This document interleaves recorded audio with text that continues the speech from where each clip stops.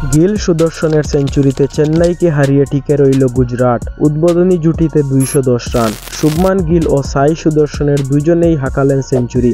তাদের জোড়া সেঞ্চুরিতে চেন্নাই সুপার কিংসকে 35 রানে হারিয়েছে গুজরাট টাইটান্স। এতে প্লে অফের আশা বাঁচিয়ে রাখল গুজরাট। অপরদিকে শেষ 4-এ যাওয়ার পথে আরও একটি হুচট খেতে হয়েছে চেন্নাইকে। গিল সুদর্শনের 210 রানের রেকর্ড জুটিতে গুজরাট সংগ্রহ করে 231 রানের বিশাল পুঁজি। চলতি আইপিএলে যে কোনো উইকেটে এটিই সর্বোচ্চ রানের জুটি। জবাবে ব্যাট করতে নেমে 10 রানেই 3 উইকেট হারায় চেন্নাই। তৃতীয় উইকেটে 109 রানের জুটি করেন ডেরিল মিচেল ও মঈন আলী।